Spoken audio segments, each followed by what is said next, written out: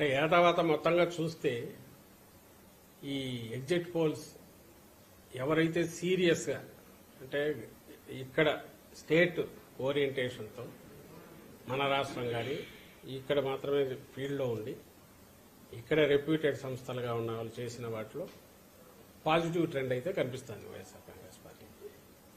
ఇంకా ఢిల్లీలో కూర్చొని పార్లమెంట్ యాజ్ ఏ యూనిట్గా తీసుకొని 100-200 శాంపుల్స్ వాళ్ళు ఎక్కడెక్కడ ఫోన్ల మీద తీసుకుంటారో ఎట్లా అలాంటి వాటిలో కొంత బీజేపీకి అడ్వాంటేజ్ ఇవ్వాలనే ఒక ముందే టార్గెట్ పెట్టుకొని చేసినట్టు అనిపిస్తుంది. సో ఏదేమైనా ఇంకా 48 అవర్స్ మనకు ఈ టైంకు ఐ థింక్ ఎల్లుండి మొత్తం ఈవీఎంలన్నీ ఓపెన్ అయిపోయింటే రిజల్ట్ కూడా ఆల్మోస్ట్ తెలిసిపోయి ఉంటుంది. పాయింట్ వచ్చి ఇక్కడ ఏదంటే మళ్ళీ ముందు నుంచి మేము చెప్తున్నదే మళ్ళీ చెప్తున్నాం.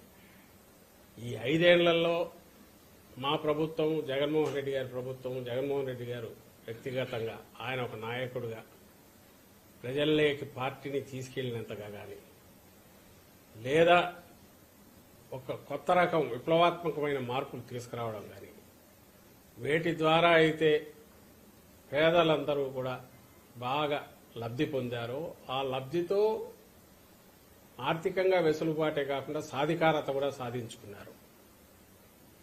వాళ్ళందరూ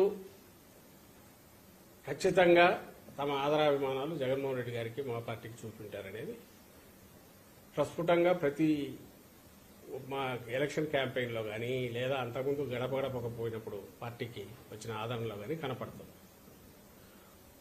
అటువైపు ఏం జరిగింది, కూటమి అనేది వాళ్ళు ఫామ్ అయినప్పటి నుంచి చంద్రబాబు నాయుడు గారు కానీ తర్వాత పవన్ కళ్యాణ్ గారితో పెట్టుకున్నాకైనా ఆఖరణ బీజేపీ పంచన చేరి రోజుల తరబడి కూర్చొని వాళ్ళని ఎట్టోట్లా ఒప్పించుకొని వాళ్లకు వాళ్ళు అడిగినన్ని సీట్లు కొంత ఇచ్చి సర్దుబాటు చేసుకున్నా ఒక గ్రాండ్ అలయన్స్ లాగా అయితే బాగా కనపడింది. అంటే అందరూ కలిసి ఏకమయ్యారు. జగన్మోహన్ రెడ్డి ఎవరో ఒక పక్క ఉన్నారు, అందరూ కలిసి ఏకమయ్యారు అన్న దాంతో పాటు వచ్చే సౌండ్ ఏదైతే ఉందో అది మాత్రం చాలా పెద్దగా వచ్చింది. రాష్ట్రం అంతా వాళ్ళ ఇష్టం చెదిగారు, అటు తిరిగారు, ఇటు తిరిగారు, నాయకులు ఎక్కువ మంది. వీటన్నిటితో పాటు ఎప్పుడూ జగన్మోహన్ రెడ్డి గారు చెప్తున్నది మా పార్టీ ఏదైతే పేదల కోసం ఎప్పుడైతే నిలబడినామో అన్ని వర్గాల పేదల కోసం, ముఖ్యంగా ఎస్సీ, ఎస్టీ, బీసీ మైనారిటీలు అలాగే మిగిలిన సామాజిక వర్గాల్లోని పేదల పక్షాన ఎప్పుడైతే నిలబడినామో, పేదల జీవితాల్లో ఎప్పుడైతే వెలుగు నింపామో, సహజంగానే ఇది పేదలకు పెత్తందారులకు మధ్య ఒక యుద్ధంలాగా ఎప్పుడైతే తయారైందో, ఎవరి వాయిస్ అయితే పెద్దగా ఉంటుందో వాళ్ళందరూ ఒకటే అయ్యారు. ఈ పార్టీలన్నీ ఒకటి కావడం వల్ల సౌండ్ మాత్రం చాలా పెద్దగా వచ్చింది ఆ వైపు నుంచి.